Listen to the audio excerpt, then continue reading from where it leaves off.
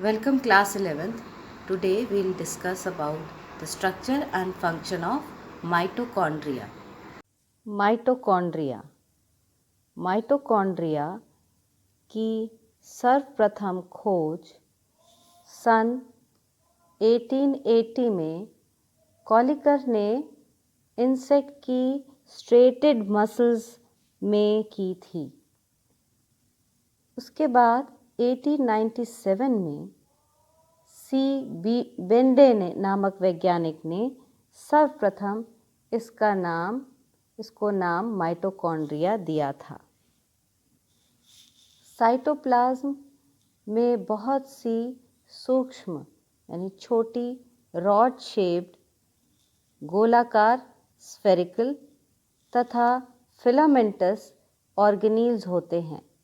इनको माइटोकॉन्ड्रिया या कॉन्ड्रियोसोम्स कहते हैं। ये बैक्टीरिया तथा ब्लू ग्रीन एल्गी जो कि प्रोकैरियोटिक सेल्स हैं उनको छोड़कर एनिमल्स और प्लांट की सारी जीवित कोशिकाओं में पाए जाते हैं। ये प्लास्टिड से छोटे होते हैं। इलेक्ट्रॉन माइक्रोस्कोप से देखने पर ये स्ट्रक्चर माइटोकॉन्ड्रिया का दिखाई देता है।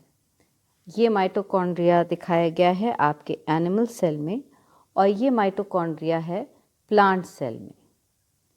माइटोकॉन्ड्रिया के चारों ओर यूनिट मेम्ब्रेन की दोहरी परत होती है और ये दोहरी परत दो परतों का होता है और दोनों परतें यूनिट मेम्ब्रेन की बनी होती हैं। आउटर मेम्ब्रेन होती है और इनर मेम्ब्रेन होती है। तो यहाँ पर अंदर की तरफ जो इनर मेम्ब्रेन है वो विभिन्न स्थानों पर क्या होती हैं, अंदर की तरफ को मैट्रिक्स में, ये जो मटेरियल है अंदर की तरफ वो मैट्रिक्स कहलाया जाएगा। मैट्रिक्स में या तो हाथ की उंगलियों की तरह मुड़ी माइक्रोविलाई बनाती हैं, जैसे कि यहाँ दिखाई दे रहा है, उंगलियों की संरचना के समान फिंगर लाइक प्रोजेक्शंस, जिन्हें ट्यूबुलाई कहते हैं। ये ट्यूबुलाई हैं, इन्हें ट्यूबुलाई कहते हैं। इनका नाम दिया गया है अर्थात अंदर वाली कला यानी अंदर वाली मेम्ब्रेन बहुत छोटी चपटी पट्टियाँ बना लेती हैं, जैसे कि यहाँ पर आप देख रहे हैं, जिन्हें क्रिस्टी कहते हैं। इस डायग्राम से आपको स्पष्ट हो जाएगा कि ये आउटर मेम्ब्रेन है और ये जो है इनर मेम्ब्रेन है।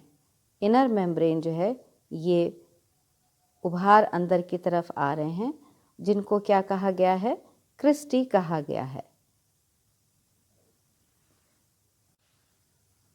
माइटोकॉन्ड्रिया की इनर मेम्ब्रेन और आउटर मेम्ब्रेन, इनर जो अंदर की तरफ ये ट्यूबुलाई बना रही है और आउटर मेम्ब्रेन के बीच में जो स्पेस होती है, खाली जगह होती है, उसको इंटर मेम्ब्रेनस स्पेस कहते हैं। इनर मेम्ब्रेन जो कि ये ट्यूबुलाई बना रही है, ये ट्यूबुलाई जो बना रही है, ये माइटोकॉन्ड्रिया को दो चेम्बर्स में बांटती है, inner chamber and outer chamber. Inner chamber में proteinaceous homogeneous gel like substance भरा होता है, जिसे मैट्रिक्स कहते हैं या माइटोकॉन्ड्रियल मैट्रिक्स कहते हैं। क्रिस्टी के दोनों मेम्ब्रेन के बीच में जो स्पेस पाया जाता है उसको इंट्राक्रिस्टियल स्पेस कहते हैं, या ट्यूबुलाई के दोनों मेम्ब्रेन के बीच में जो स्पेस पाया जाता है उसको इंट्रा ट्यूबुलाई स्पेस कहते हैं। इंट्रा मेम्ब्रेनस स्पेस या इसको हम पेरी माइटोकॉन्ड्रियल स्पेस भी कहते हैं, इसमें जो तरल भरा होता है उसमें कुछ एंजाइम्स पाए जाते हैं।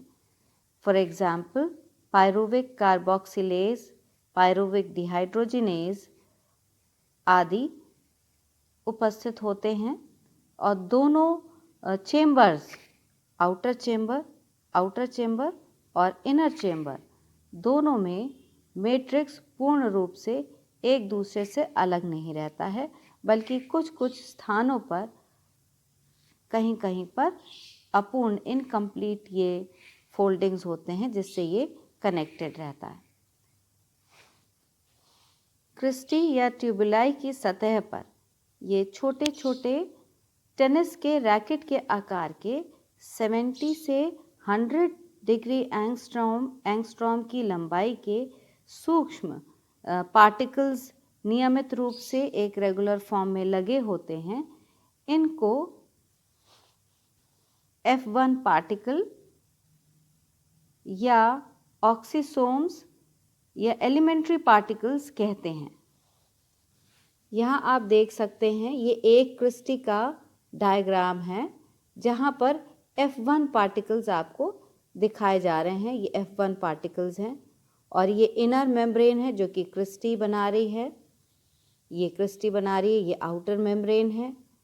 तो ये इनर मेम्ब्रेन जो है माइटोकॉन्ड्रिया को इनर चेम्बर और आउटर चेम्बर में डिवाइड कर रही है।